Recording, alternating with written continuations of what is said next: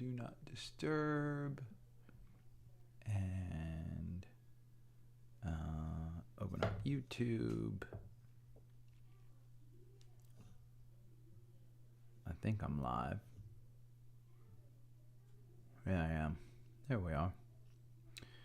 Hit the thumbs up button if you're just joining live chat. We'll turn on the live chat so people can join. I've got Schwab up on Active Trader Pro. And I got my Safari view going, and I've already done scans. So there's nobody on here, but I've already done scans. So I'm probably going to get into the podcast right now. It's 8:45. Wow. I guess I'm late.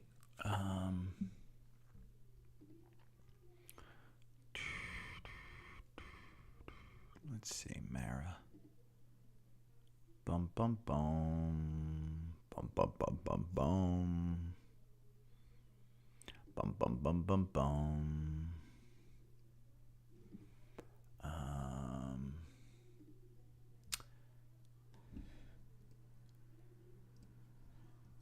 Mara on 65-minute chart. Okay. I've got all kinds of alerts coming up on Mara. If it gets above there, it got you out. Let's do a scan of the core portfolio that are in 65-minute. Are there any? See, I don't think. I'm going to start the podcast here soon. There's nobody joining. I think I'm live. I think I am. Futures look to be ugly. Moderna is way down in the core portfolio. That's the only one that's down more than 1%. Oxy is up 1.4. Exxon is up slightly. Meta is down. If Meta goes under 200, I think, let's see. Let me put that in. Meta under 200. United Healthcare. It's made a pretty good move. Disney just got, and Boeing. Boeing, Shopify, Devon. We talked about Devon, Oxy, Goldman Sachs, Coke, Pepsi.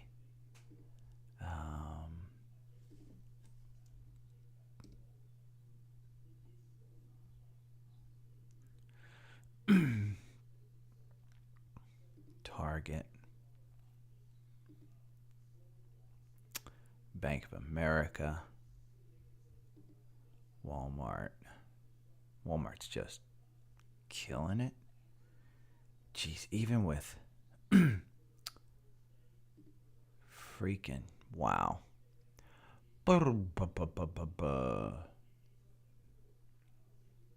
Nobody's joined me live, but VOO under the 200-day. Let's go to the daily on this. Let's look at the daily. Oh, Jim Cramer is all smiles. I'm all smiles. I'm all smiles, Becky. I'm all smiles. What a douche. Do. Okay. Morning, Mike. I am just looking. There is a crazy amount of the core portfolio that I have that is currently in a buy on the 65-minute algorithm. If you do not have TrendSpider, you can't see all of this. So let's go to the 65-minute and like UNH, just for shits and giggles. 474. You're 40.82.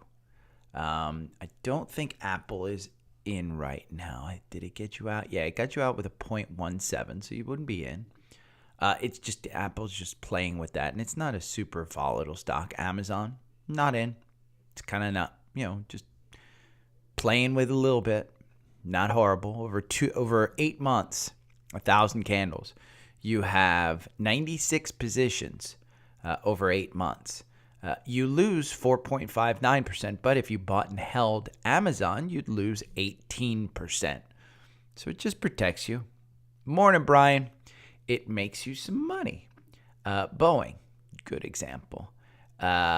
This one, you'd be better off holding because it's had some huge upside, 30% over 8 months. You'd lose 1.53% using this algorithm. But this one, it's a Dow stock. You just want to kind of hold it. It's not one that you necessarily trade. You buy it during good. You use the 4-hour one on that one. Bank of America, I'd say 2706 is a great entry point into this. Fantastic entry point, much better than 2990, 2950. I think it was around that area. I think I got a bunch of them. But, you can clearly see it's putting in a range here. The 200 days moving down, the 50 days starting to turn positive. Cleveland Cliffs, we'd be out of, and we're not in it. It just got us out with a 1% loss. I'm kind of holding off on that one till we get that 50-day moving positive. It's turning a little bit. So with an uptrend today, we might see that Costco. Hey, it still hasn't hit the 450. But here in March, we were looking at it. It went down to 474. You can see even down to 452. There's that huge gap down there. Disney. This one we're in with this 65-minute algorithm. Devon, you're in with the 65-minute algorithm. Google, you're not. Google would have gotten you out with a little 1% loss there. But this one loses you 3% versus buying and holding loses you 8%. So there is a lot of work because it's 84 positions over 8 months. Goldman Sachs, I think you're in. Yeah, 318, trading right around there. Meta, I made a note, hopefully under 200 today. So may pull the trigger on this one, under 200. You still got some gaps on this one, even on the daily. But, yeah, let's go to the 4-hour because there's quite a bit. Let me just make sure. I scanned last night.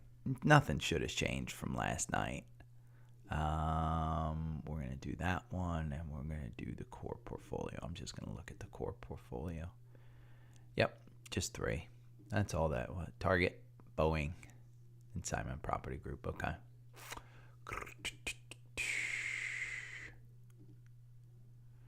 I think I'm going to pull up Seeking Alpha again. Am I logged into? Yes, I'm logged into this.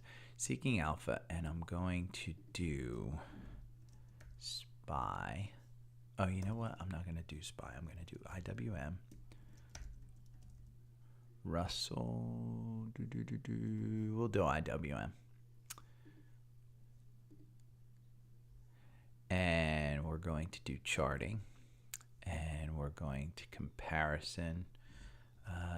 Dow Industrials, DIA. And we're going to do NASDAQ. You know what? We'll do QQQ. And we have the S&P 500. Boom. So there's the 4. And we want to look at year to date. Because the Qs have greatly outperformed everything. And so far the Dow is the biggest loser. IWM is the second biggest. And there's the S&P. So I wanted to show that. And if you're on the Facebook group, you saw this chart last night. And I'll talk about this one. Because the XLF, obviously banking crisis.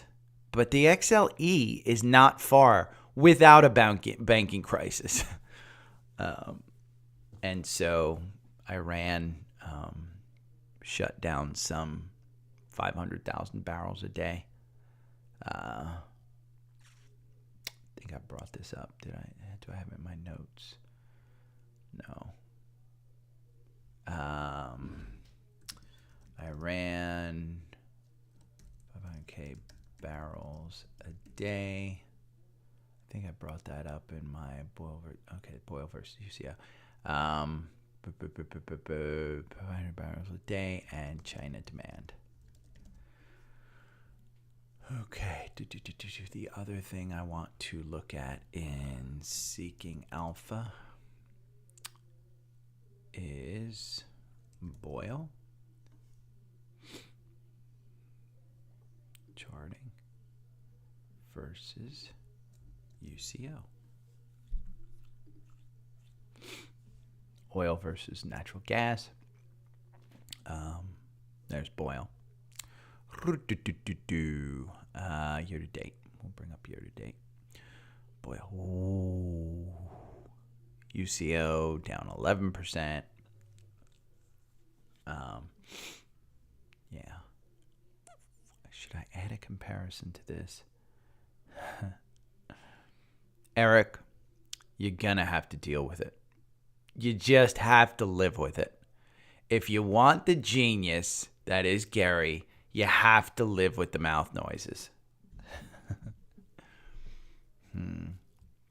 It's because, this morning I did not have oatmeal. I had a couple of eggs with some toast, but your boy needed a little energy, so I had 3 mouthfuls. I basically just cut the clip. I clip it off the chocolate chip bag, and I just pour it into my mouth like I'm a fucking horse with the trough. If you've ever seen the feed bag put on a horse where they kind of go back and they lean back and they just that's what I do with the chocolate chip bag. And yes, it was at 8:30. I'm a grown freaking adult. I can eat chocolate chips whenever I want. So if your children are saying, why are you eating a chocolate before noontime? F you, I'm a grown-ass adult. Love you. Mean it.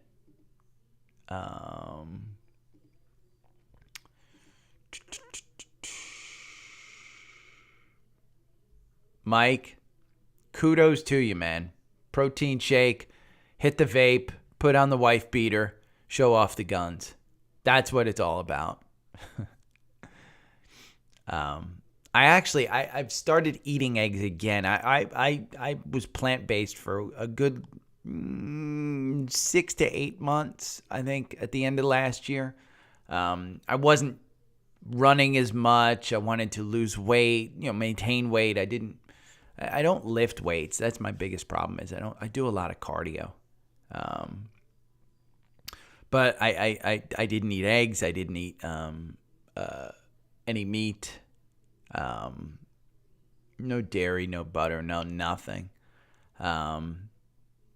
And beginning of the year, I added in eggs, full yolk.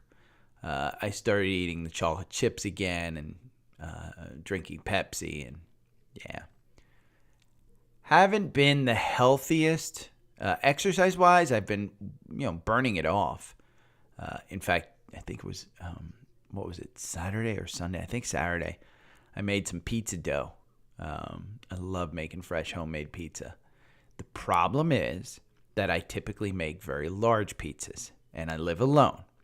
So I think my other YouTube channel has a pizza dough recipe because I make my pizza dough in the Cuisinart food processor. They have a bread dough. So let's look at 5 year. Yeah. This is what I want to kind of show, but I'm not sure what the story actually says. Because you look at this 3 year, and you can see BOIL loses you 91%. So natural gas just hasn't been a great play. But over 3 years, if you just bought and held UCO, you made 122%. Kudos to you because the S&P is only up 62% over 3 years. Now, 1 year, you're not doing so well on any of it. But it's clear, it's a decaying asset. So, but UCO, here's what I really want to show is UCO and energy is kind of, these don't make sense to hold on to. They are not investments. And I need to send this to my friend, my dentist friend, who continues to hold UCO for 5 years. She's like, it's my greatest performing asset. And it is. Man, oil just took off. So she benefited from my loss. Essentially, when I sold UCO, I was like, yeah, I'm getting out of it. She goes, you're the mush. I'm buying UCO. And she bought UCO and she made a ton of money. So let's get to SPY. I'm going to do that. And then I'll do that. Okay. Good morning. It's Tuesday, March 28th. God. I have been on YouTube a little bit, not much, talking about vaping with Mike. Egg whites and sourdough. Yeah, whatever. Dude, get the shirt out, show the guns off. Put those things away. SPY, where are we? We're still in an upward trend. Ironically, still in an upward trend.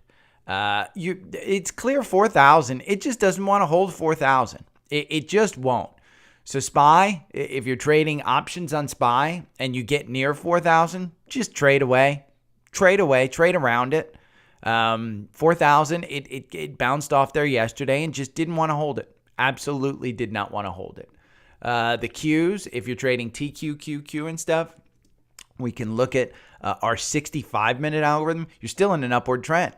So let's take a look at the 65-minute algorithm. The 65-minute algorithm, very simple. Over the 8-day EMA, when it crosses, you buy. When it crosses down below the 8-day EMA, you sell. Right now, it looks like... Ugh, dogs are crying. Hold on. Okay, you want to come in here? Come on. Come here. Hey, go under. Go on. There you go. Good girl. I love you. You can snuggle up with your sister.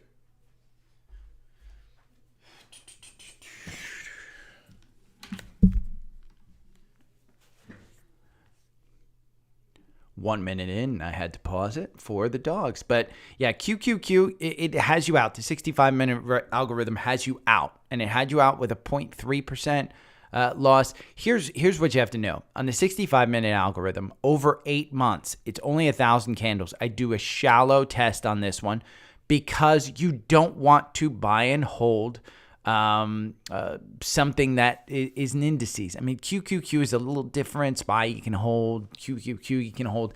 There's better ones out there with lower fees, but I typically use QQQ to determine the performance of TQQQ and SQQQ.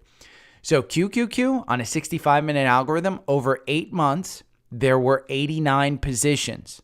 89 positions, Kama Sutra. But yeah, 3.8% is what the algorithm gets you.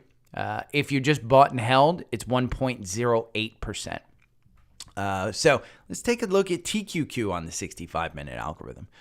If we run this one, you actually lose 1% versus losing 16% over 1,000 candles. So you have to be very, very careful about when you get in and out. It has you out of TQQQ. So let's see if we're in on SQQQ on the 65-minute. And again, if you want access to this, just get TrendSpider.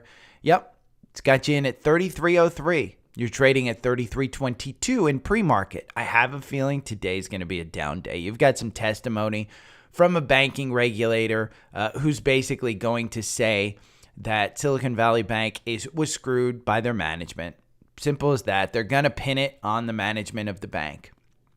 Yeah, SPY, TQQQ. You want to use your levered ETFs. Again, if you join TrendSpider, I've got a list of all the levered ETFs. You can pick up one of the down ones.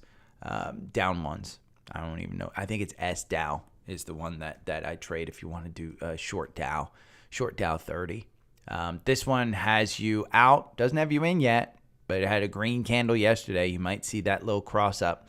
Yeah. So you can trade those all you want. Let's take a look at how'd Schwab do. Schwab yesterday, it closed at 54.86. It's trading at 55 right now. You'd still be in at this 54.27. This is the 65-minute algorithm. got you in at 54.27. Not the bottom, but it got you in there. Again, it's an 8-day EMA. On the 4-hour algorithm, which is the one that I typically use to buy, we're in at 57.17. Still has you in. Probably still going to move up. I'd say anything under 60, you're beating the CEO, where he bought $3 million of this one. FRC, they're calming nerves. I think there was somebody that bought it yesterday on the 4-hour algorithm at $13.97. I said sell at $14.20. It closed at $13.86. It looks like it's trading right at 14. It's up a little bit. I'd be nervous about this one. I don't know that I'd trade on the 4-hour. I'd probably trade on the 65-minute on this one. Got you in at $13.94. And it's just kind of moved laterally from there. Hasn't moved up, hasn't moved down. There's a little gap down below from about 12.57 to 13.40. Super tiny, but you've still got this gap up here between 50 and 78. If for some reason First Republic gets taken over, something happens, blah, blah, blah, I'd expect it to be a $20 stock. You see what happened with Silvergate yesterday. Silvergate yesterday popped up in the morning after somebody paid off their loan. I think it was the guy who has the company that's invested. I forget his name. But, they paid off their loan. So you jumped from $1.60. You got this one in at $1.66. You're at $1.96 right now. And this is on the 65-minute algorithm. You can trade this one. Silvergate, I don't know if I'd get in there. I mean, I think it's a falling knife, if you will. It's just kind of, I don't think it's anything that you invest in. PVH. This is the parent company of Calvin Klein and other brand names. They reported yesterday. PVH topped earnings expectations by 71 cents a share, with revenue came in a $2.49 billion and above estimates of $2.37 billion. The retail company also shares better than expected guidance for the first quarter and full year. They are up 12% at $82. Here's the 65-minute algorithm. If you would have looked at this, you'd be in at 73. Boom. You'd be looking at $83 at the open today. The 4-hour algorithm, let's take a look at this one. It gets you in at 74, 78. Boom, you'd be looking at a price of $83 right now. So both algorithms do well on PVH. Walgreens, WBA is the symbol, Walgreen Boots. They beat earnings, and they are looking up slightly. The 4-hour algorithm got you in at 33.12. You're trading at 33.25 in pre-market. The 65-minute algorithm, the day trading one that we typically use, this one got you in at 32.45. You're trading at 33.25. So it's up. Again, these algorithms work. They don't win every time, but typically they guide you in the day trading. They guide you into entries. That's where you want to look at this stuff to get into. Alibaba. Let's look at Alibaba, because Alibaba said they will split into 6 different business units. They said it's designed to unlock shareholder value and foster market competitiveness. If you own Baba, you're probably going to get positions in all 6 companies as they merge out. This was a big win for them. It's trading up 10% at $95. The 4-hour algorithm got you in at 83.28. It's below the 200-day. I'm not particularly interested in investing in China right now. With the TikTok stuff going on, I'm fairly concerned that there's going to be congressional movement, because you can't get Congress to agree on anything, but you can get them on agreeing to hating China. So why am I going to risk my money in Baba? Well, you probably have some pretty good risk benefit like you do today. Take a look at this weekly chart of Baba, and I've talked about this before, is that Baba is trading at levels that it traded back in 2016. It is a 10 to 15 times larger company with the same amount of shares, because they haven't devalued it, as 2016. It's just the growth is not expected to be as much. The Chinese cracked down on Jack Ma, and that's when you started to see this complete slide in November of 2020. It has been a huge slide. You're not out of that slide yet. So would I be buying into BABA? Probably not. You've seen some of these bump ups here in recent past. My guess is you're probably going down to the 60s again, but if you're in it, you can absolutely trade it. I would probably not own it. Oxy, Occidental Petroleum. This is one that Warren Buffett put $13 million more into, $133. 130, yeah. Let's see. March 27th, 106 million. March 23rd, 110 million. March 15th, 86 million. March 14th, 194 million. All of this is around a $60 price target. And he's not using targets. He's just buying at the end of the day. So that's exactly it. I mean, he's just buying Oxy.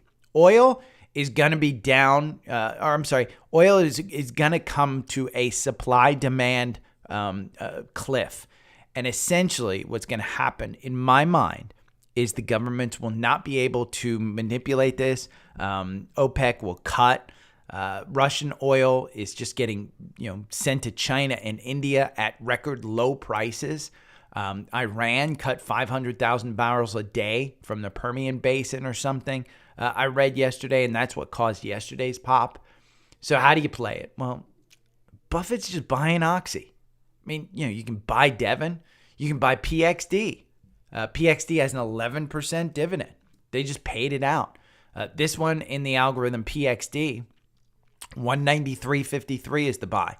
You're at 194. Yeah, you could have gotten at 180, but this is the 4-hour algorithm. This is a long-term buy. I'm going to buy more. It's got that button hook down here. It's below its 200-day. The 200-day is falling. What I really want to show you in regards to energy are two things. And when we talk about energy, we're talking about overall the XLE. There's two things that have gone on in the first quarter that I've really noticed. And that is the underperformance of XLE, the energy, down 5% year to date. And the XLF. XLF is explainable, 8.45%. We're in a banking crisis. That obviously, you can see right here, when the banking crisis happened, we were up slightly, and then boom, you saw the XLF just tank. What else did you see? You saw the XLE tank. This is all in fears of a reflation. The XLE is 100% in fears of not inflation, a recession. Oil will go down in recession because people will start using less oil, and so there will be less demand. We have still not filled the reserves of the U.S., so we've still got, 20 million barrels, somewhere in that neighborhood, 200 million barrels. I don't know how many, but once they start filling that up, and Biden had said he wanted under 60 to fill it up. Well, where are we today? Let's take a look on FinViz. Crude oil, $72. You're up. So I think there is opportunity here. Your S&P is up 4% year to date. I think there's opportunity here. If the S&P does come down, I don't think it's coming down to these levels. I think these levels, if you think the banking crisis is averted or handled, I'm not 100% sure. I am still putting money into Bank of America. I am still putting money into Wells Fargo. I will probably buy the larger banks. I will trade the smaller banks just because I think there's money to be made there. But that's the plan of attack, because I do think that this XLF comes up to meet the S&P at some point. I don't think the S&P comes down to meet them. I think this comes up. I think the same thing happens with XLE. I think energy is still a play. Now, where in energy should we focus? Well, I took a look at this, and this is Boyle, which is natural gas, versus UCO. Boyle natural gas is down 73% year to date. Year to date, it's down 73%. We're only through the first 3 months of the year, and you're down 73% if you bought and held Boyle. I did not buy and hold Boyle. I've been trading Boyle. I've been trading KOLD. I have been trading UCO and SCO. UCO is down 11%. I think we're in a shoulder season for Boyle, so I don't know that it's actually a buy. Boyle, in my mind, I think you're going into a shoulder season. You use less natural gas in the summertime because you're not heating. Essentially, Boyle is for winter, and it will.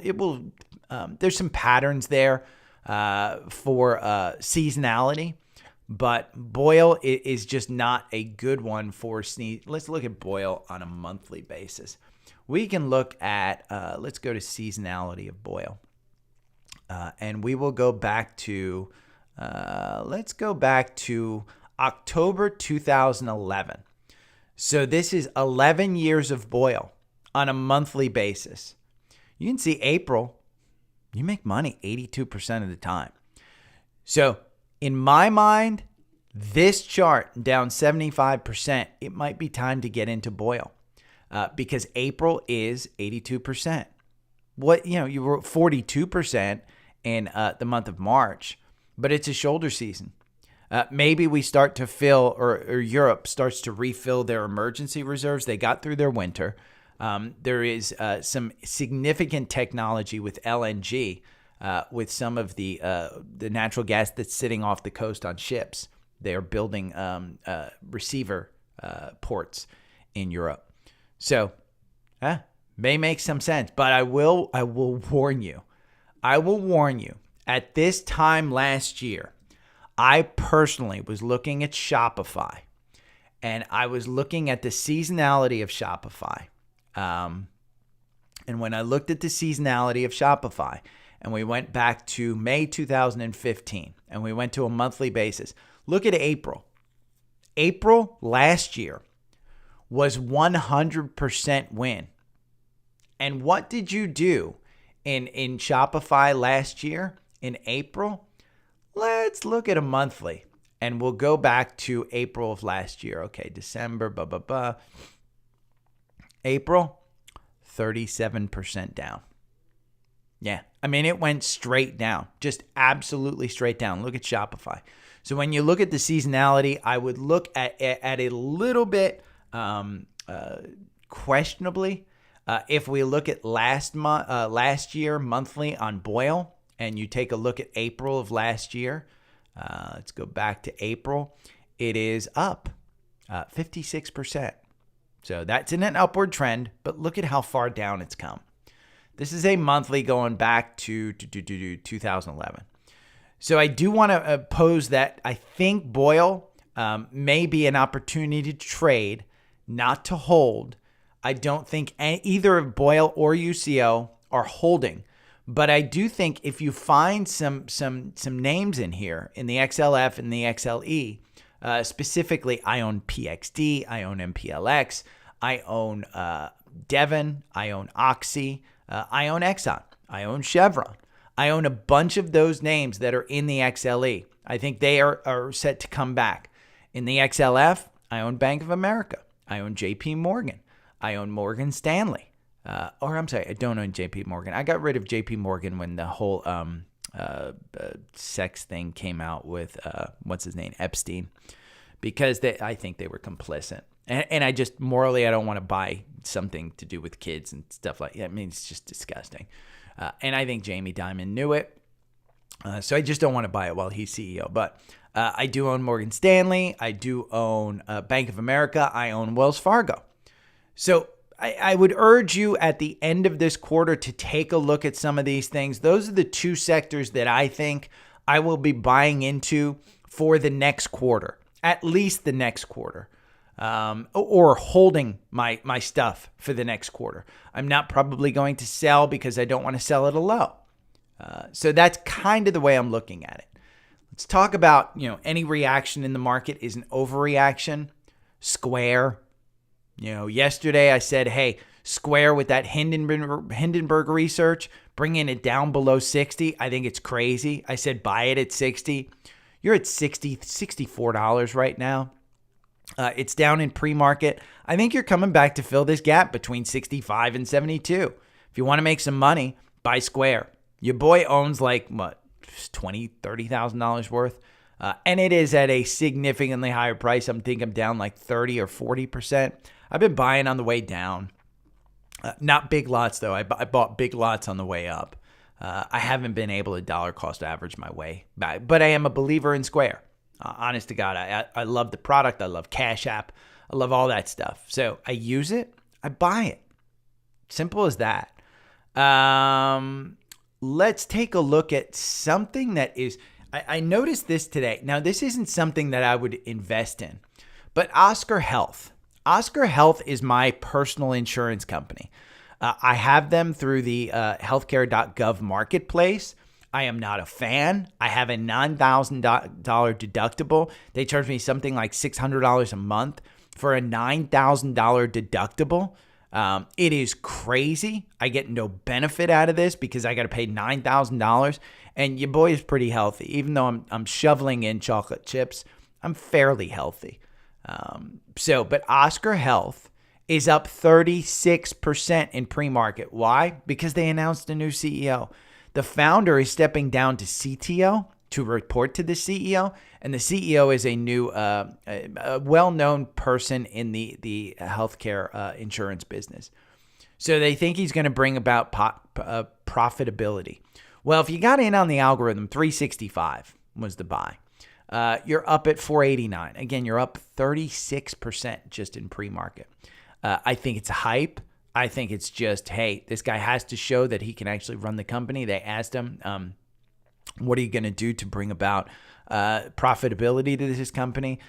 And his answer was semi-evasive. So I don't know what he's going to do, but I wanted to bring it up just because I always say when you use it, you buy it. I am just not a fan of this. What would I rather have? I'd rather have United Health. I think United Health does a better job of managing on a big scale. They have both private and public insurance. I just think it's better. The 4-hour algorithm makes you 24% versus buying and holding over a 2-year period makes you 29%. So I've said, hey, 485 was a good buy for me. But you know what? The algorithm got you in at 464. We brought this up last week. I don't think I brought it up because I think I was on vacation at this point.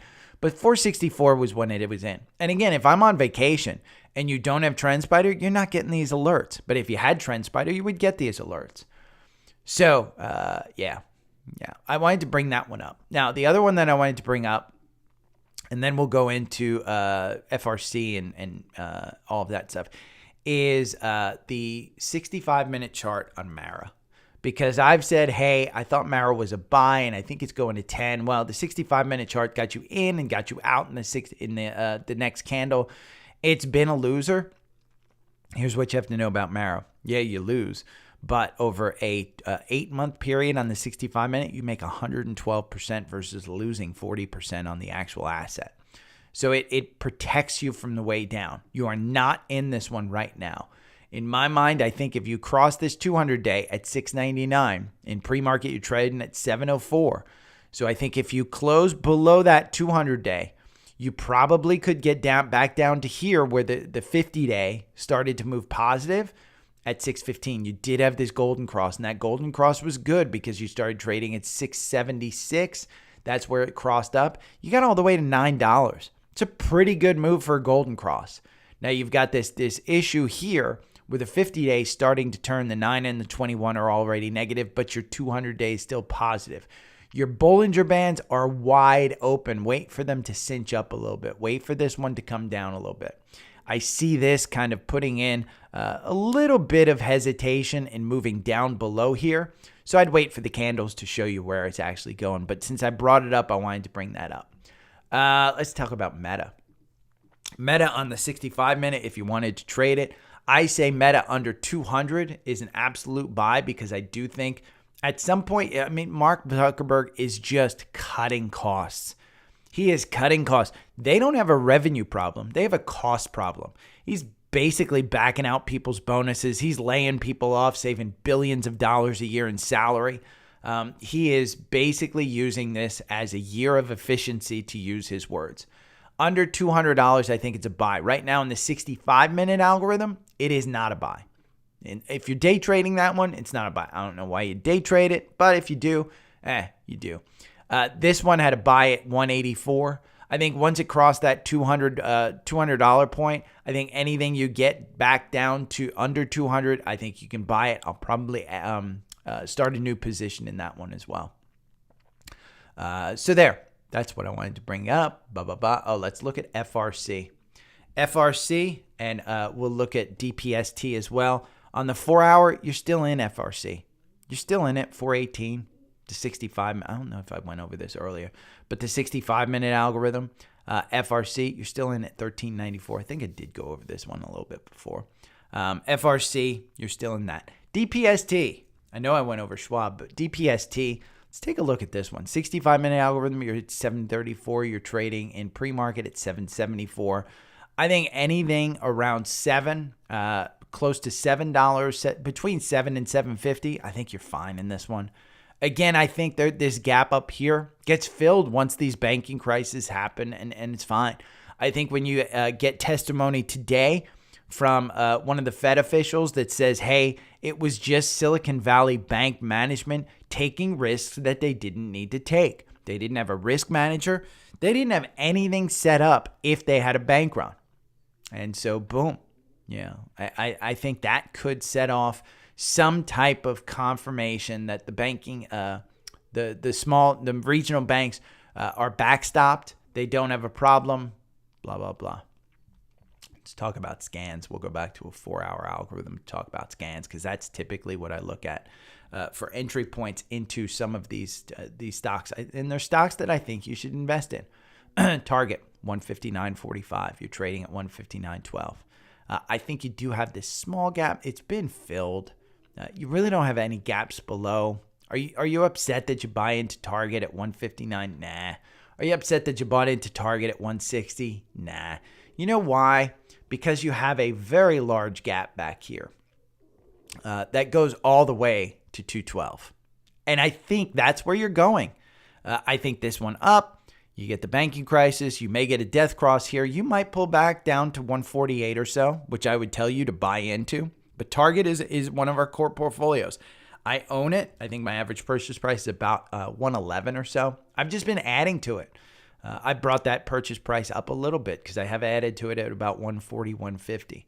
Boeing, I'd say under 200. Boeing is probably a buy. I think there's one person that listens to me that says, hey, there's just a graveyard of planes. There's a lot of mismanagement that's still going on.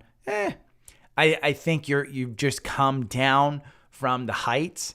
I think you may see a death cross here of the 200-day with the 50-day, but the 200-day is still moving positive. The 50-day is moving down. I don't know that I'd necessarily buy this, but the algorithm has you in at 258. You're trading at 229. That's 200.58 and 20029. Simon Property Group. This is one, I love the dividend, love the malls, love the business. I like it at 120. I like it even more when it crosses up at 104. I think there's a little gap down here between 96. I think if you get under 100, you absolutely buy this. But I think it's trading at 102.78. I think as it dips down under 100, I think you add a little bit to it. If we go over to the stock screener on FinViz and we look up Simon Property Group, its PE is 15. You've got a dividend of 6.97. It's down 12% year to date. Your average target price is 132. And look at that. Look at the insider buys at 93, at 116, at 134. All of those insider buys, not huge amounts. I mean, these are, hey, we're going to put in we're going to refurnish the extra bedroom. That's all these are. Let's get a designer to refurbish the extra bedroom. That's what those dollar amounts are. And they're buying in. I mean, that points to a lot. The other one that I usually compare this to is SKT. So Simon Property Group has a PE of 15, a forward PE of 16. Tanger, SKT, has a dividend of 4.65, almost double the PE and forward PE. Now, there's different financials here. Tanger actually, they basically get rent plus a portion of the profits. Simon just gets rents. So it's a different profit, different way of doing things. Tanger has just been on a tear. Over 1 year, 12%. Over 6 months, 34%. Performance over year to date, 5%. But their PE is super expensive. Their target price is $19.43. You're trading at $18.92. You're only 6% above your 52-week high, and you've got these double tops. Somebody asked me what's my favorite things on my patterns on FinViz. I love double tops, and I love the multiple bottoms. Other than that, the trend lines are usually pretty good. But look at, Tanger, sales, option exercise. So I think they're just a little bit expensive at about $20. I think, Simon Property Group is a better one. Let's see. DRN, which is our bull on the real estate market. This is 3 times levered, had a cross up at 838. You're trading at 791. These are ones that, you can day trade. I'd use the 65-minute on that one. VNQ, one of our Vanguard indexes, had a cross up. This is the real estate. So not only do you have DRN, but you have VNQ. Real estate, it's trading at 77.94. The actual cross up was at 78.69. Over a 2-year period on this one, you make 14% using the algorithm. Not a bad one. Again, VNQ, if you just bought and held it, you lose 14%. So that's a 28% swing. Losing 14% versus making 14%. So the 4-hour algorithm actually makes things good. Now, we did have a cross up of a spider sector, XLU. This is the utility spider sector. 65.78. You're trading at 65.82. This one, you make 12%. Trading with the 4-hour algorithm, you make 4%.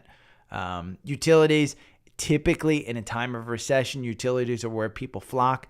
But look, you saw UCO with the oil. You saw, some of the other safeties.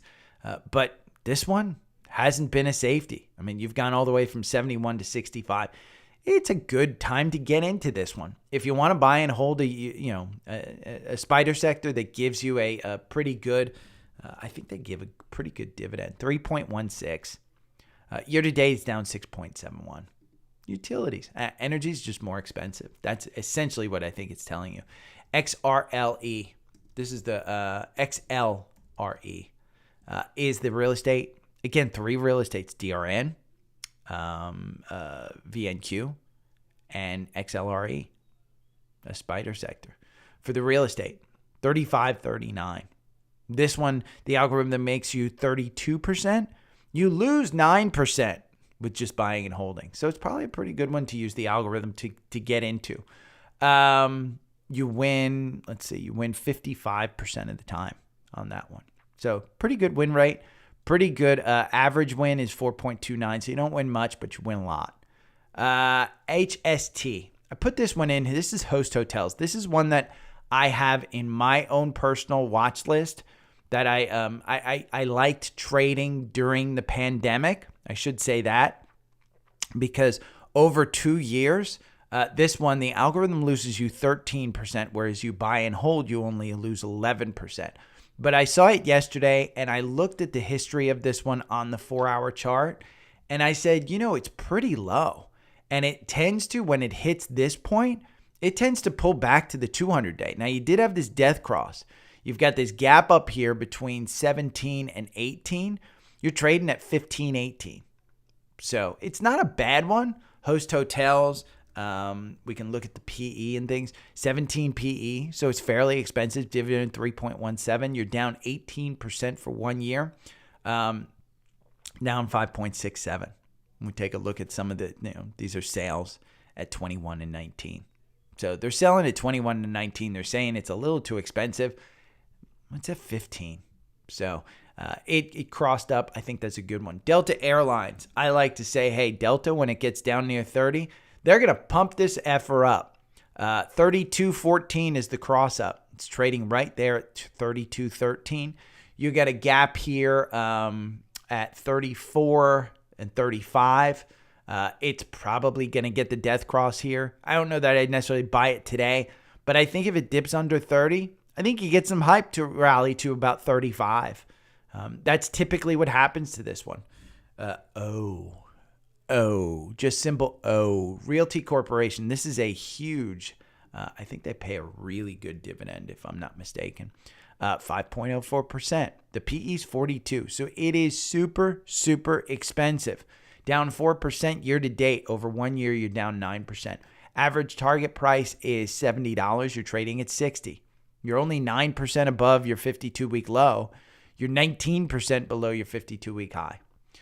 It has a cross up at 61.27. I don't know that I'd necessarily buy it. Again, you had this death cross. It's a little bit risky, but real estate. Again, real estate kind of is the theme. UPS had a cross up, and here we go.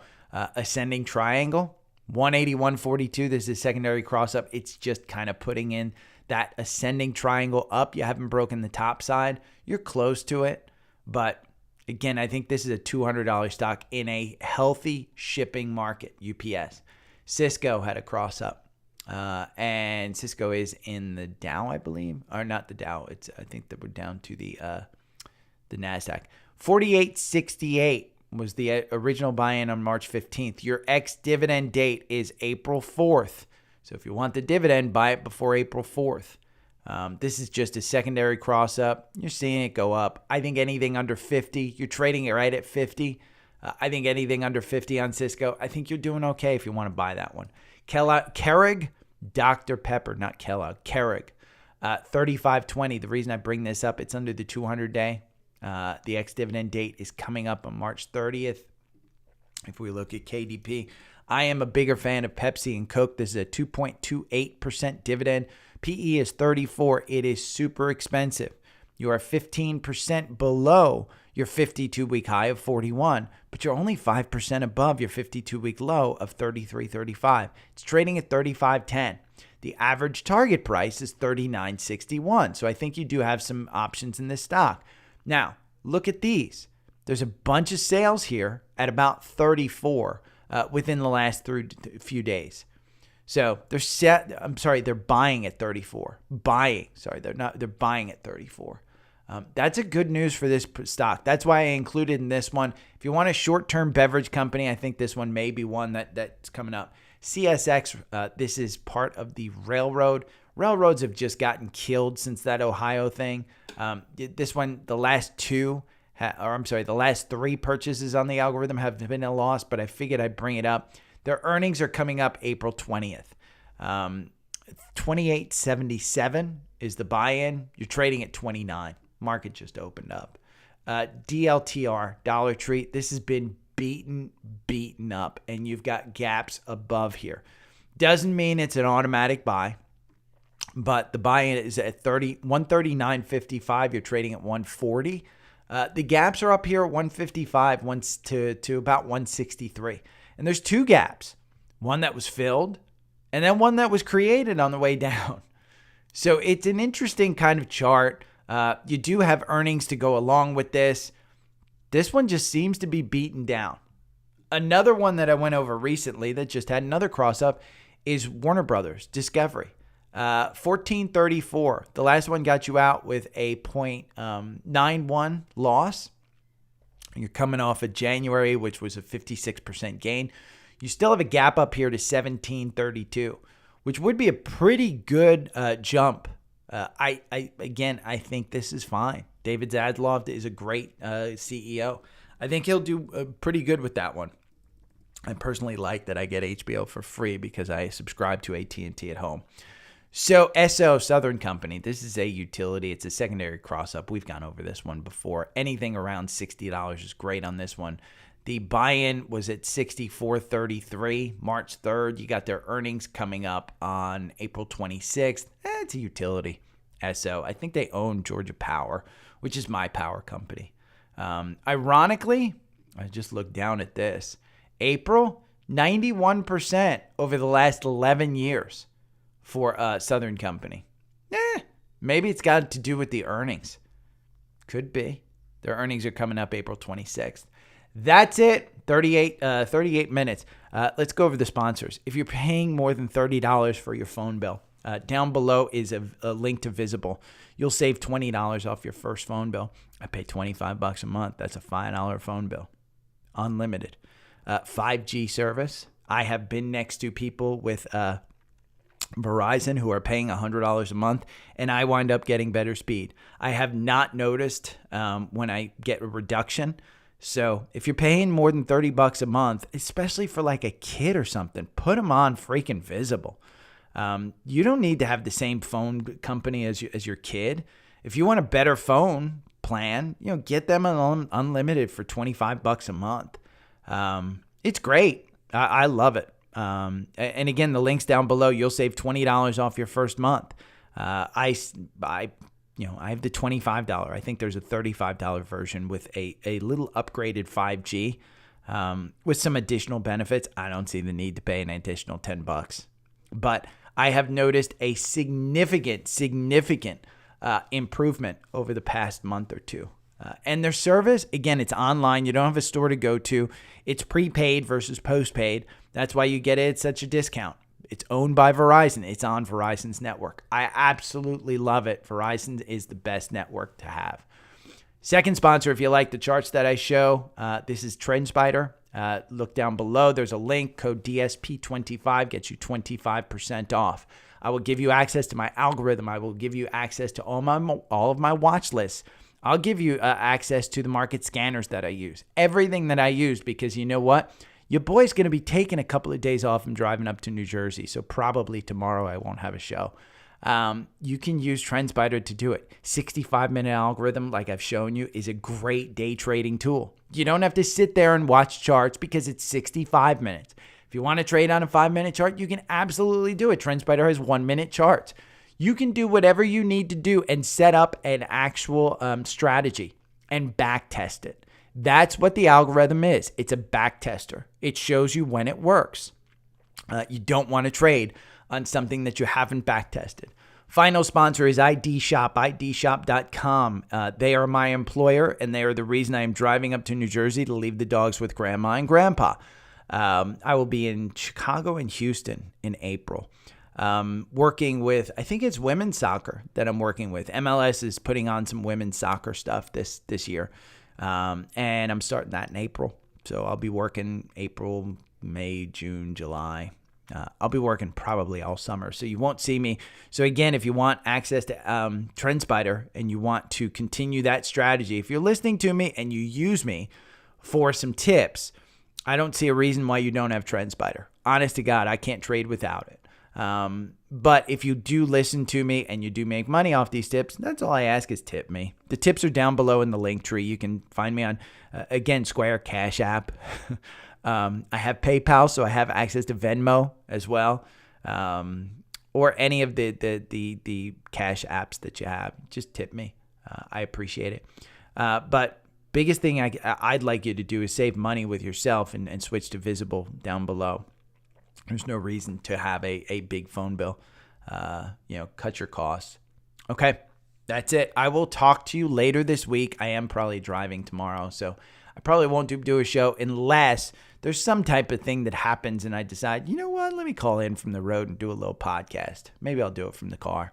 Okay, take care. See you guys. Export song to disk. Export.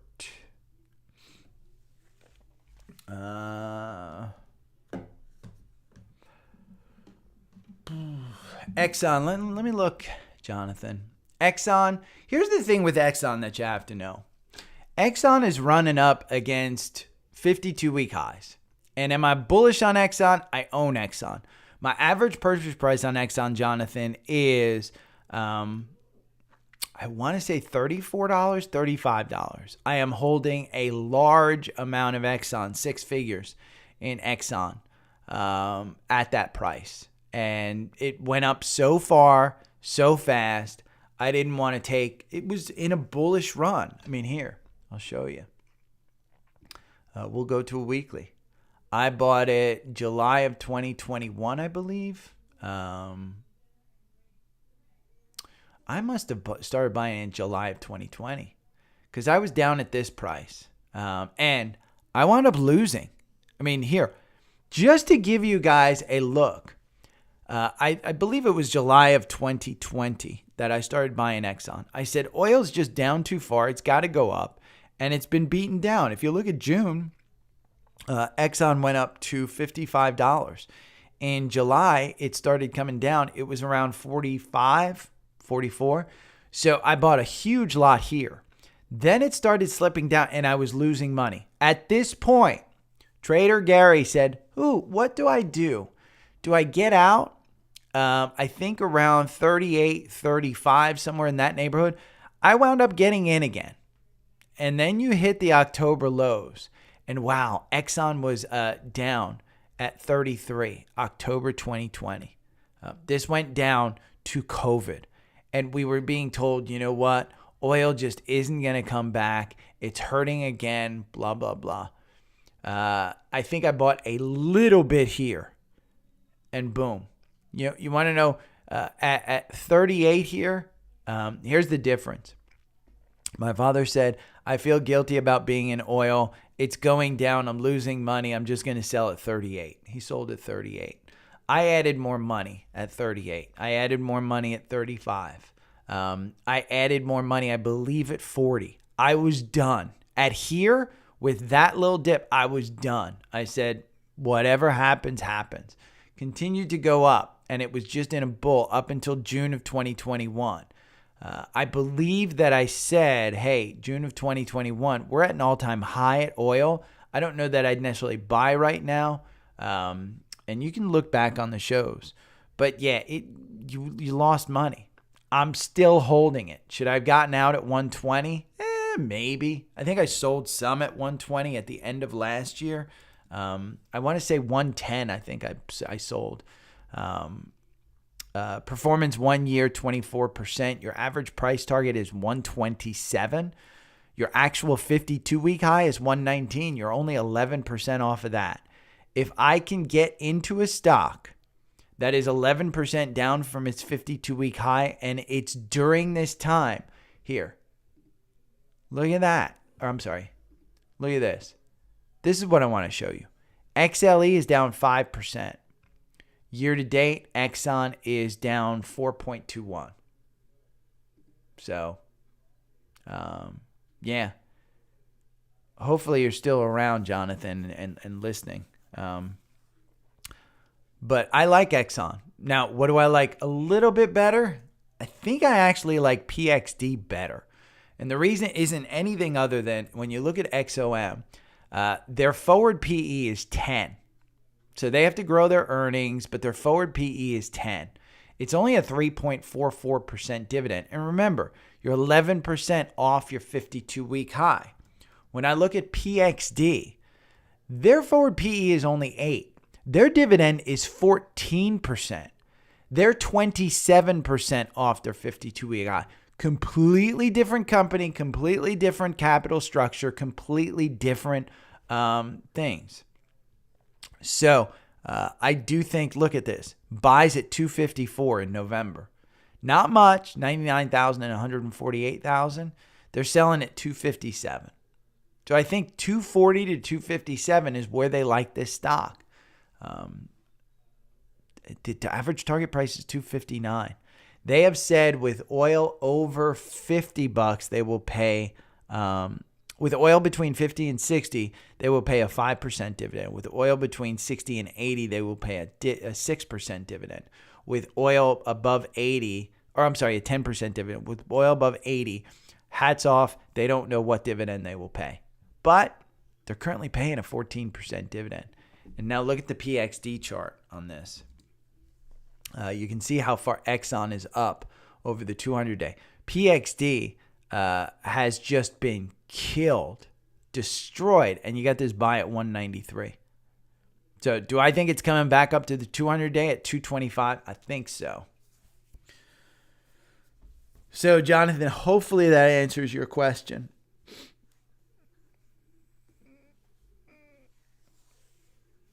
Oh, I love grains, Brian. I love bread. Wow. Sam Bankman-Fried charged with bribery conspiracy in new indictment. Is there anything good about this guy? I don't think there's anything good about this guy. 13-count indictment. Ooh, bribing Chinese officials to unfreeze assets. That's ugly. That's going to get ugly. Let's go to Active Trader Pro. You know what we'll do? UCL. Up 9.7%.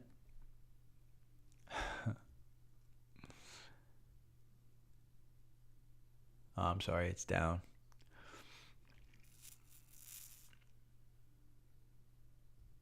He really doesn't. I think he's super intelligent. I just think he's just not. He's not a good human. Okay, let me go to. I'm going to upload this mofo. I thought I started early, man. I guess I didn't start early because I'm still getting the same damn thing. Hey, if you're here, hit the thumbs up button. Remember to subscribe.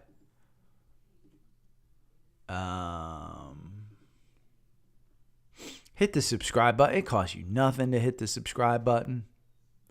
Help a brother out. I looked at a friend's YouTube. She is a psychic. And yes, she's a personal friend.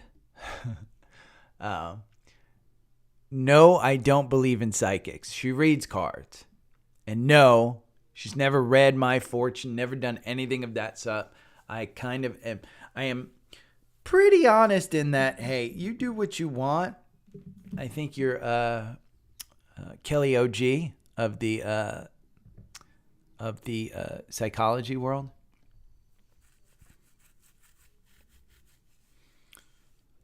Yeah, he still thinks, for some reason, that FTX is solvent. He wanted to open that motherfucker back up. That's where I have a problem. I really have a problem with that guy wanting to open up FTX to depositors again.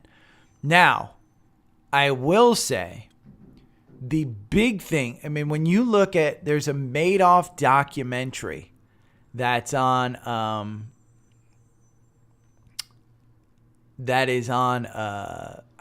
think it's either on HBO or Netflix. It might be Netflix, on the actual people who are part of the lawsuit on Madoff, and the collecting from Madoff. And I will say the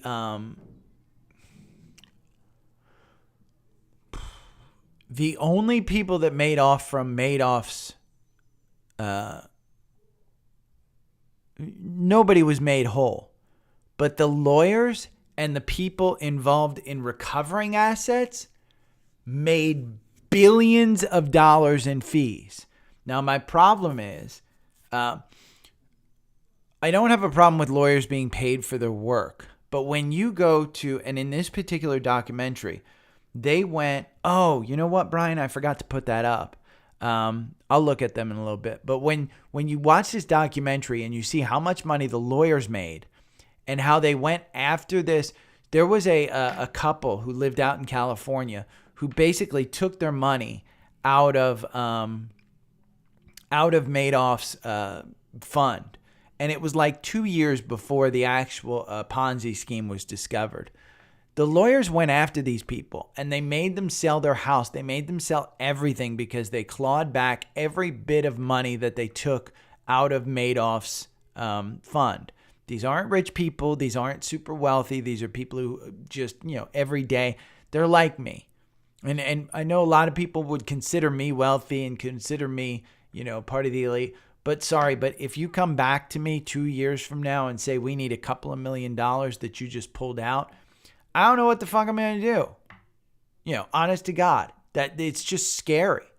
But this lawyer came and pulled back the couple of $1 million. It wasn't like anything was. they basically did a calculation. I did some research afterward. Of the $2 million that they pulled back from these people, $1.8 million of that went to fund the lawyers. Not to go back to victims, went to fund the lawyers. So I do have a problem with what is FTX? What is their stuff going to do?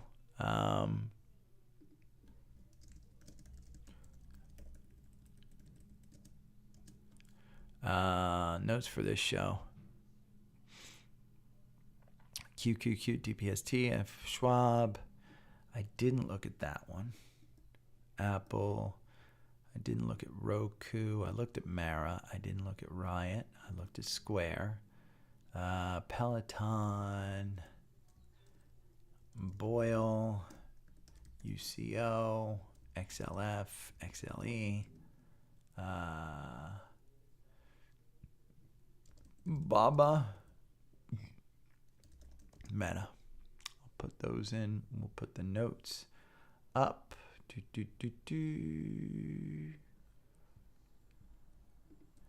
And I think I am going to drive tonight, just so you know. Let's see. There we go. And we'll call this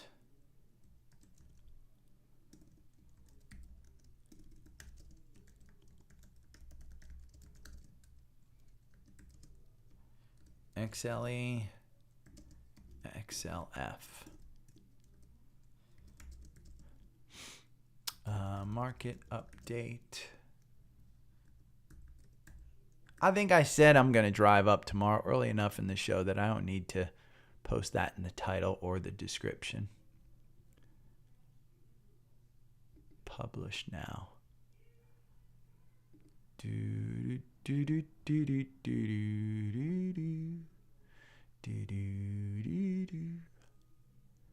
And essentially, I think Elon's ruining Twitter. And I don't say ruining in that, oh my God, he's destroying it. I think he's making it so that if you don't pay for it, and it's a good, I mean, listen, the guy lost a ton of money. He's trying to make his money back. But I think he is making it so that if you don't pay for it, it's not a fun experience. So while I don't want to say that he's ruining it for everyone, I don't want to fucking pay for Twitter. I don't care if you use my information to put ads up, but I don't want to pay for it. So, the guy bought Twitter because he loved Twitter, but I also think that it's an interesting one in that Twitter, I don't have a problem with him spending money on Twitter because, to be honest, he built Tesla on Twitter. He became the face of Tesla through Twitter. He sold a couple million cars through Twitter. So I don't think the investment that he made is that bad, to be honest with you. I do think that, and look at it. The only people who to follow,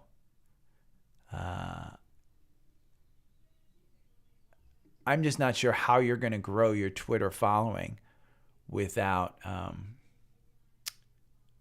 suggestions on who to follow. We're going to look at TQQ.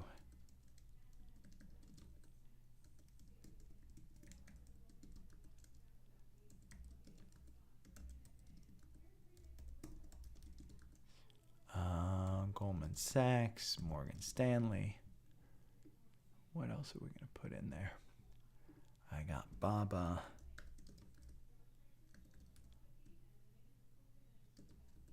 IWM. UVixie.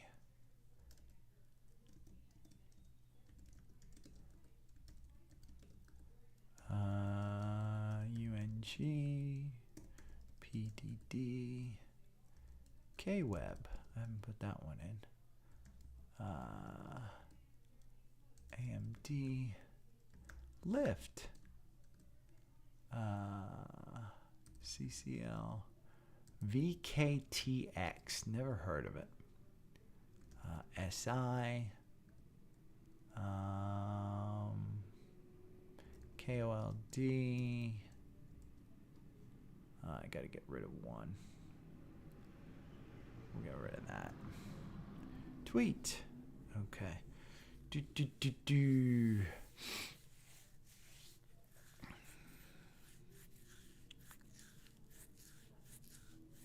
Yeah.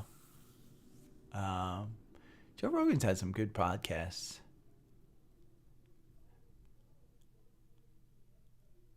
By the way, I cannot wait.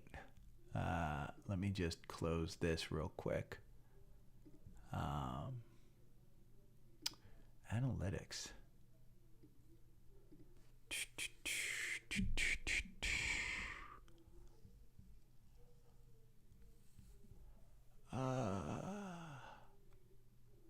Interesting.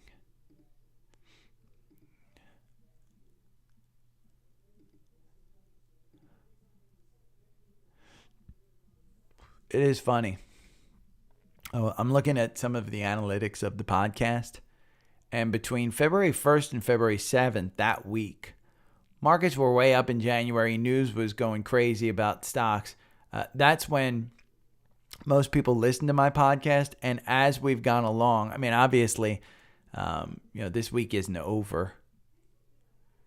So, but significantly less people listen when the markets aren't doing that great. I will tell you my female is only 9.5%. That was 11%, so I've gone down on females.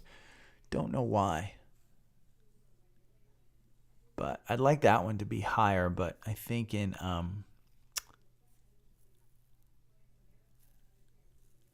my top 2 episodes are about FRC and short squeezes. And the other 3 is about AI stocks. But what I was going to tell you guys is I cannot wait for MLS All-Star Game. They're basically playing Arsenal. It's in Washington, D.C. I get to work that game. I can't wait. Oh, that's going to be... I love the fact that MLS All-Stars are playing Arsenal. I think they'll get killed, but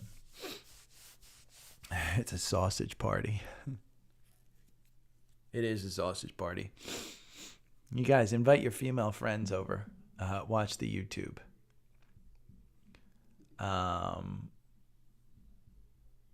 Here, this is interesting. If we go here, and I'm going to put up... I got to blow my nose, so I'm going to go to the other room. But I'm going to put up SPY and a 1-minute chart. Because I like watching SPY on the 1 minute. Because you can tell a lot. I mean, look at how it's acted in pre-market. And then when the market opens, it's just kind of flat. But that 4,000 isn't even on this screen. I think I can shrink it down. I just don't know. I have to find the... There it is. No.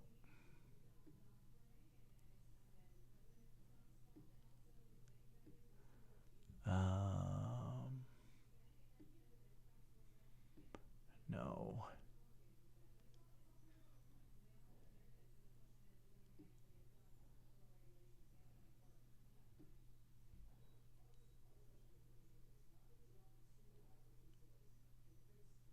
I have to go blow my nose, but... Oh, it keeps bringing that thing up. I'll be right back.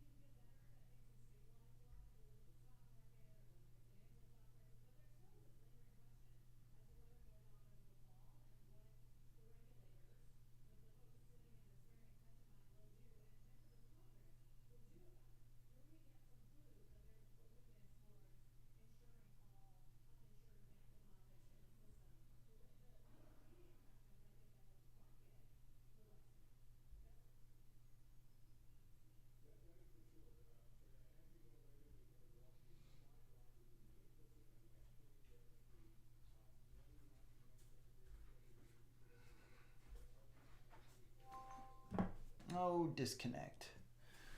Oh, let's see.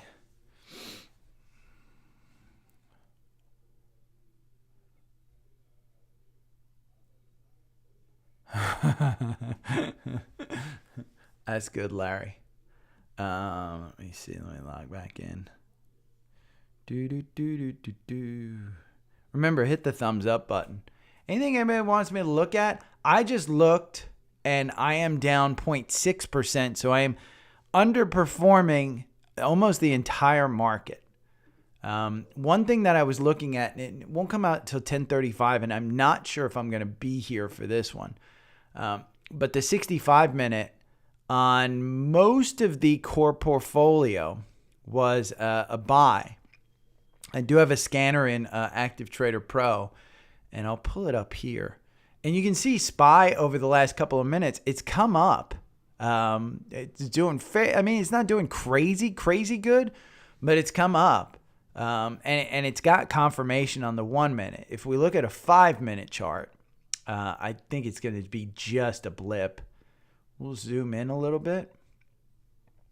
And yeah, it's got confirmation. So you're moving up. There's a definite pattern of upward movement here. But you've got Senate Banking Committee holding hearings right now. So Lord knows what's going to happen. And I think I am going to pack and probably head out on the road.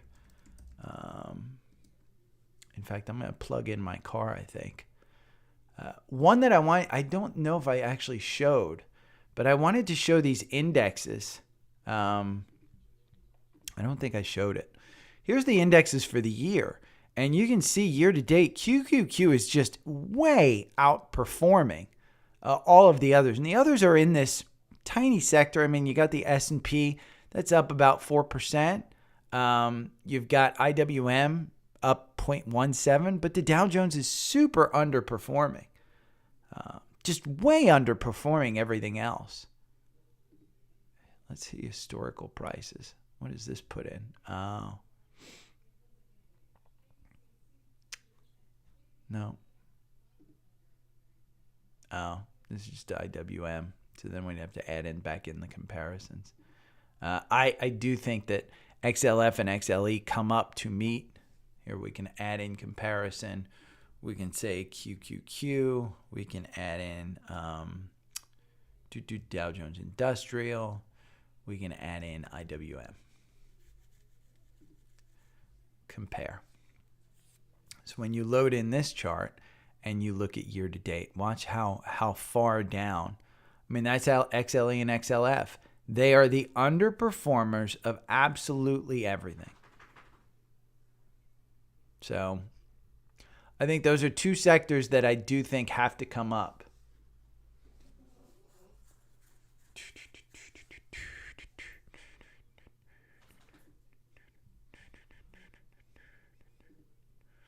See, here's my Twitter profile. And I suck at Twitter, man. I just pumped this shit out. I mean, 311 people. 211 for the last two. 150. I did my TurboTax last night. And if you want 20% off. Oh, you know what, Brian? I got to look at your stocks. Let me pull up these. Let's go back and look at these for Brian. By the way, one thing that I did post that I thought was pretty helpful, 7 indicators to use. MACD, it gives buy-sell signals. That's what my algorithm is based on. VWAP, you use this while day trading. I use it for long-term trading to a certain respect. I do use a 9-day EMA, a 21-day EMA. I use a 50-day SMA and a 200-day SMA. So instead of EMA, I use SMAs for those two because EMAs, while they react quicker, and they're probably right on. I mean, there's no huge difference, but I've just was taught that SMAs from a longer term perspective are a little more accurate. And RSI, I talk about it all the time.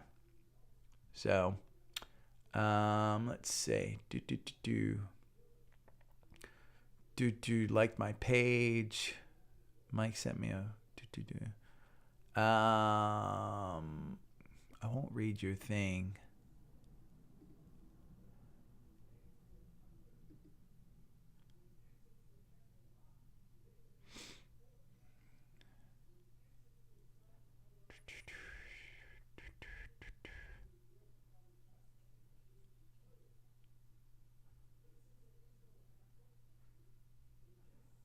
I answered Alex. I'm long Apple. Dividend calendar. Let's see.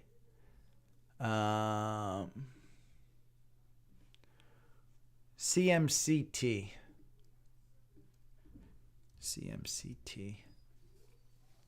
Don't start crying, Daisy. Ooh, this is a falling knife. I wouldn't put money into this one. Hell no. They ain't making money. Don't worry about them. It's a REIT, 8.48%. Nah. Morning, Miguel. I wouldn't put anything into that one. Let's see. What's the next one? NOG, Northern Oil and Gas. NOG.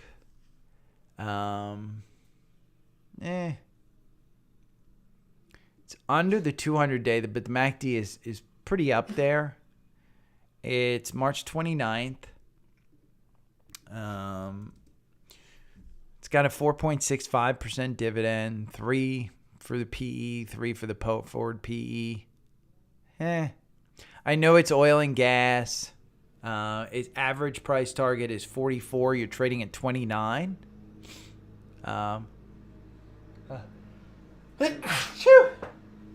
Sorry, there's a landscaper outside. Not outside my house because your boy does his own landscaping. These guys are all selling at about 38 in November. And wow, they're selling a lot of freaking stock at 38. And you got a target price of 44? Something's wrong. Bank of America puts their price target at 38.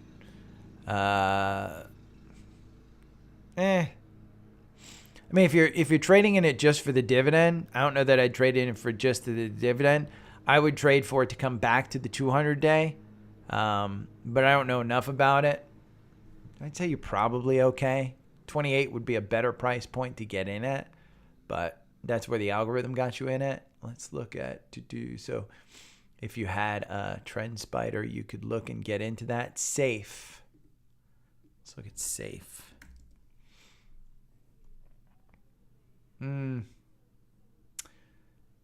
Safe hold. We're going to run the 4-hour. 2904. You got a gap up here at 59. This has just been I don't think I'd put money into this one. It's a REIT. And you're only getting a 2.44% dividend? Nah. It ain't worth it. Target price is 42. Nah. It's not covered enough. You don't have any insider transactions. Nah. I wouldn't touch that one. SQFT.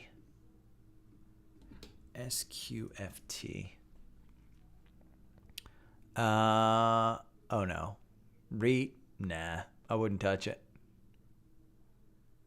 Based on that chart, there's no freaking way. No way I would touch it. SQFT, let's see. Yeah, it's a REIT. 8.22%. You got multiple bottoms here.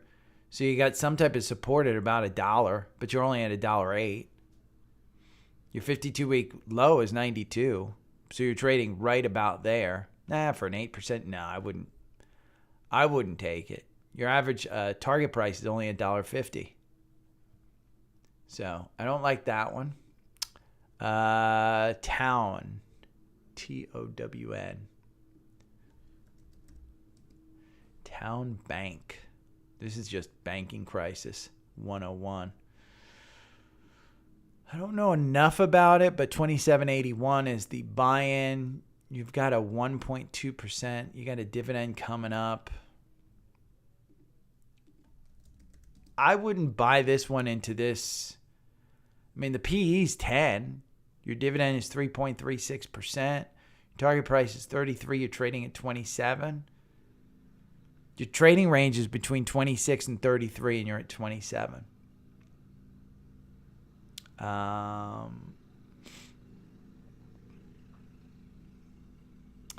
only thing that gives me hope is that on March 3rd, Raymond James said outperform for $34. And that was right around the banking crisis. But I don't know. I mean, March 3rd? Actually, no. They were trading at $30. So it's not around the banking crisis. If you had to tell me to buy two, I would gamble with Town and Nog. But the other ones, no, I wouldn't touch. Hopefully that helped Brian. I will tell you, hold on. ETF around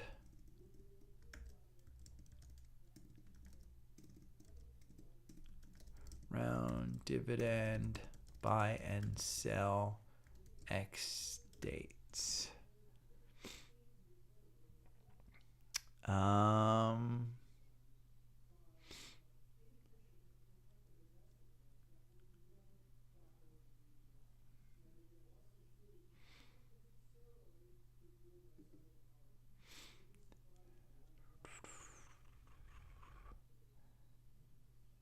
Here is the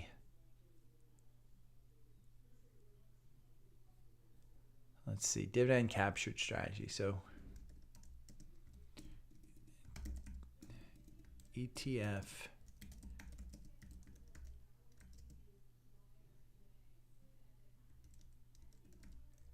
dividend capture strategy ETF. There we go.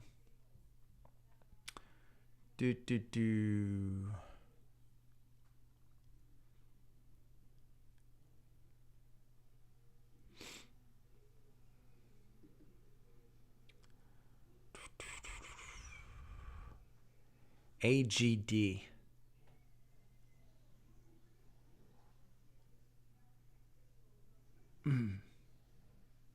Yeah. Here. This is a great article. Brian, I'm posting this one for you. It's around buying and selling around dividends and the dividend capture strategy.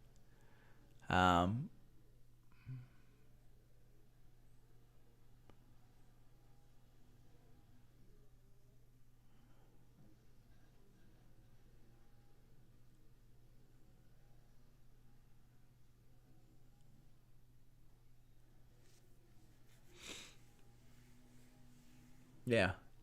VHDYX.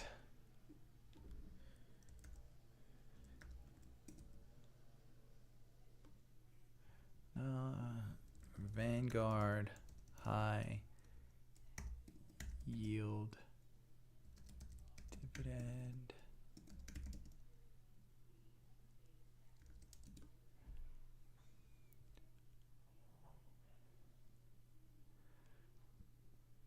VYM.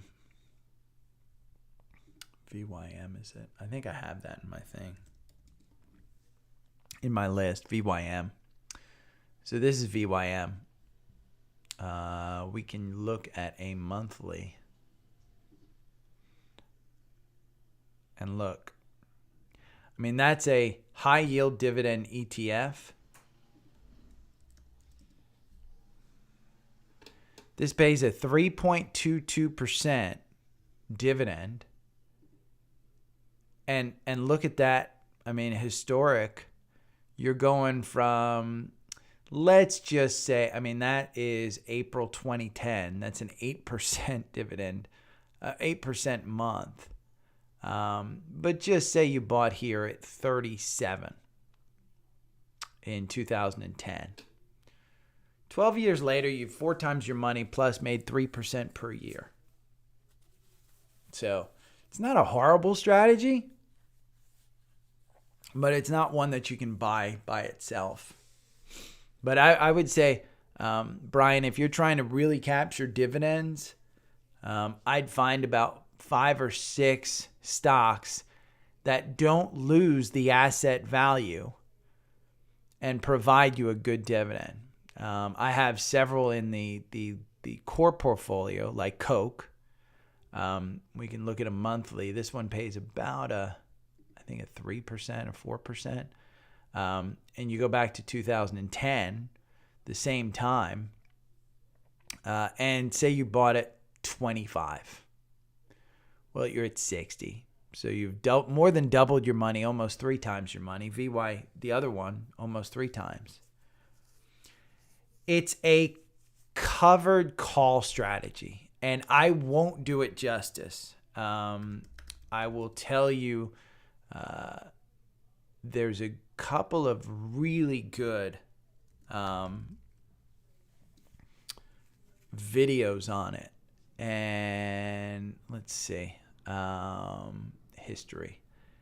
I think I'm going to find it in here.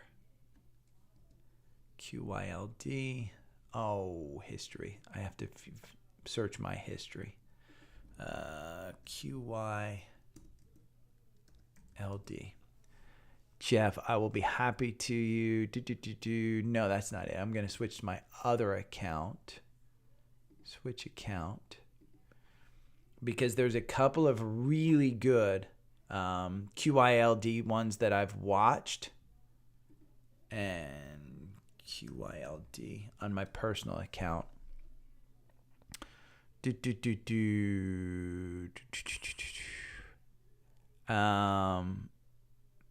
This one I think is really good. And it goes way back. I'll share this one. And essentially what it is, Jeff, is they basically buy the asset and covered calls. They pay you the premium of that every month. It has been not a horrible strategy. It's just not one that has been proven in a bear market.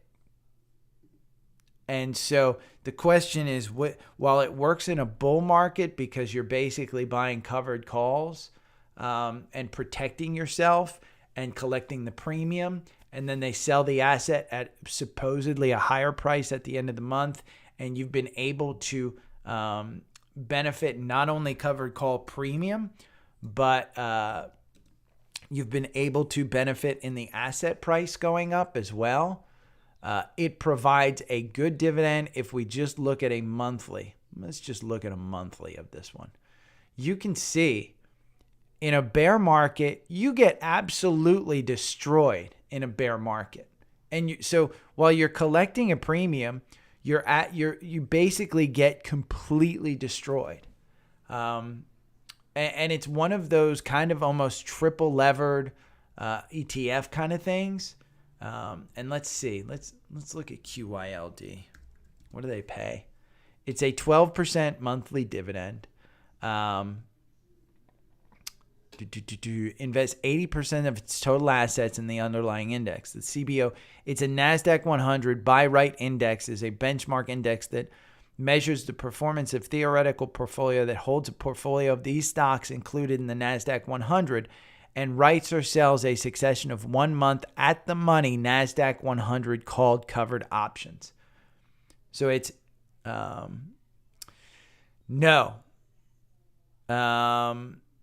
it's a monthly it is a monthly dividend. The yearly is paid out at 12.128%. So monthly it's like 1% or so, but yearly it's a 12%, 12.28%, and it really depends on the covered call premiums that they can get. So they write at and the way it works is, say and it's options, and I am not an expert in options, but say Apple at the beginning of the month is trading at $100. So April 1st is trading at $100. They'll buy covered calls for Apple at $100 on April 30th and collect the premium through the month for that. The covered calls if the stock winds up below the price, they wind up giving the stock at the lower price, but they collect the dividend. The dividend is then used to actually reinvest in another stock of Apple, and they'll rebuy it. So there's a lot of strategy that goes on here, but it is a set strategy. It's just a lot of work to keep it going. So again, you can collect premiums. Remember, covered calls are just if the stock winds up at $85 at the end of the month, but you have a covered call at $100, you've collected the premium. But that person is able to get the stock at $85. So you have to give up that stock. So they constantly just turn over stocks. And it makes you money. It's been 12%. But that, again, this is monthly. You're making about 1% a month. And look, you're going down. This is January 2022. You're down 6%. February 2022, you're down 3%. March 2022, you're up 4%. So you collect your 1% dividend and you're up 1%. So you're up 5%. And so you've got these covered calls. It makes sense. Those 3 videos that I posted explain it way better than I ever could, Jeff. I don't believe it's a good strategy. There is a lot of hype around JEPI and QILD. In good times, it provides a great dividend. I will tell you, it provides a fantastic dividend. I think, and Christian's right. If you're just after a dividend, grab an asset that is an actual asset, not a trading fund. An asset that's an actual asset, like PXD. This one actually pays more than 12%. PXD, it trades 14% dividend. PXD, let's do the monthly on PXD here over the same time period. Look at since 2010, you've kind of kept your same. Now they always have the possibility of cutting the dividend here. It's not as consistent as what QILD or JEPI may pay. But look at, say you bought it at 86, dollar cost average your way in here so that you can deal with the pullbacks. But again, I think, Christian's right. PXD Devon has like a 7% dividend. Oil companies will pay back their shareholders pretty handsomely. And REITs, REITs have shown, hey, you can't pay a huge dividend and keep your asset price at the same way. You've got to reinvest in your actual company. Energy companies, they're going to invest for long term. So while they're capital intensive, they're going to invest in long term. IBKR, is that Interactive Brokers?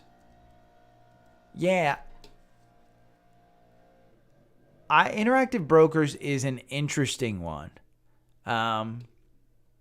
You can look at it long term here in a weekly chart, and I think you're pretty high right now. I don't know that I'd necessarily buy right now, but because you're well above this 200-day, it's a little bit expensive from what I know too. But these guys, they're providing a service that I don't think anybody else in the industry can touch. But their PE is 21. They're up 11% year to date. But in a year that the SPY is down, let's see what the SPY is for 1 year. SPY for 1 year is down 12%. And IBKR is up 21%. So I think it's a little bit expensive. His 52-week high is 90. The target price is 105. I think a lot of people have a buy on it. That downgrade is just, that's a joke. Here, Thomas Pfefferly. He's selling a shit ton of stock between 70 and 80. And what are you trading at? You're at 80. This dude doesn't believe in the stock here. This is all from November to January. He's selling about $1 million a day. Even down at 50, he's selling $1 million a day. Again, he may just be putting a pool in the backyard, but he's the CEO. If the CEO is selling at 55 and he's selling 1 million shares a day, I think it's a little bit expensive. You could look at a Fidelity, it always brings up the damn all of the ETFs.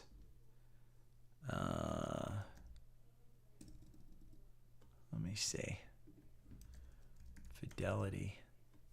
Oh, you know what? I probably shouldn't change I have to change it back. Switch account. I have to change it back to this. But yeah, Interactive Brokers, Jeff, I think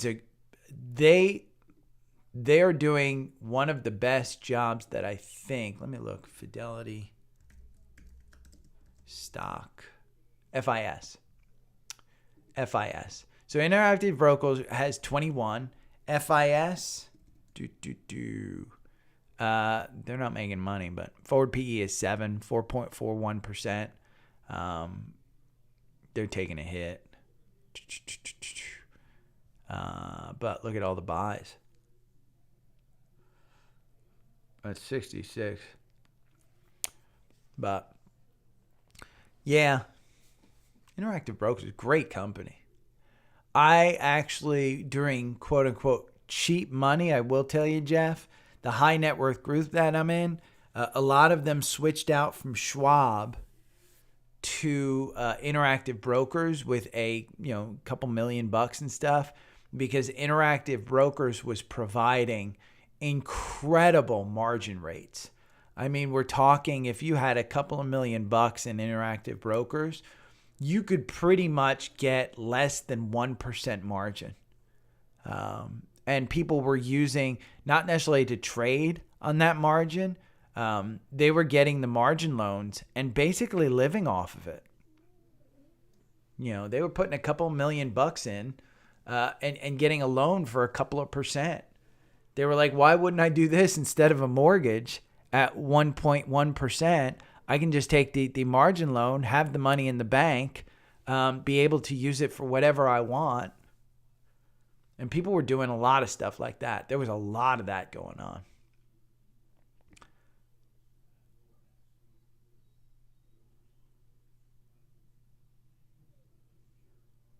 Yeah, because they don't want to deal with the pattern day traders.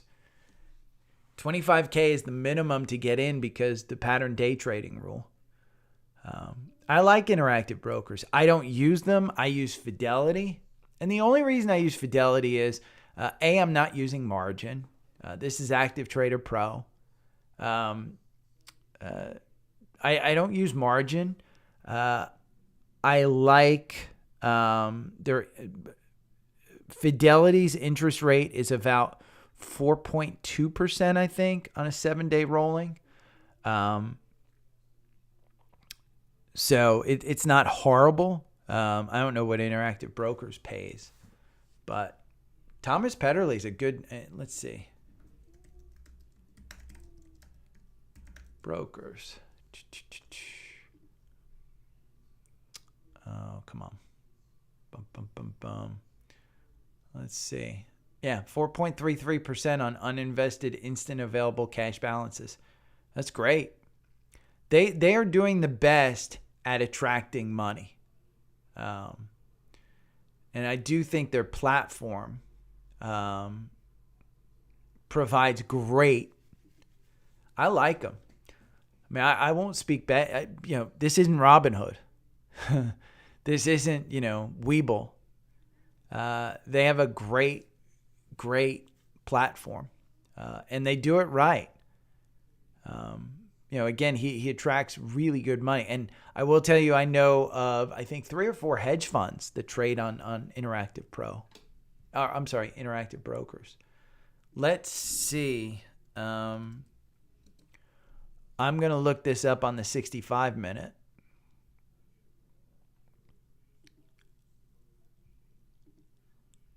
I'm going to look up Schwab and FRC. FRCs, you're still in. It's at 1389. This guy just started to testify. Let's look at Schwab. Schwab is at 54, and it has you out with the morning candle. You're welcome, Jeff. Come back anytime. Hit subscribe. Hit that thumbs up button. But Christian's right. If you're looking for dividends, I wouldn't look to QILD. I would look to something with a little bit of a more of a product rather than an option strategy. I think option strategies are great for hedging. I just don't know that option strategies are great for long-term growth. There are people who do it. QILD, just understand. There's a reason QILD takes what? Let me see. QILD fees. 0.6%. I mean, that's a pretty high fee. The average expense ratio is 0.37, and they're taking almost double. Just costs a lot because they got a lot of work to do. But Schwab you're out with a 0.47. I wouldn't get out at 54. I'd stay in at 54. You're putting in that it's going there. Okay. I am out. I'm probably going to get ready to drive here probably in the next couple hours or so. I may just take off. May take a nap and take off a little later too. But let me know if you have any questions. Join the Facebook group, hit the thumbs up, and hit subscribe. Thanks, you guys. See ya.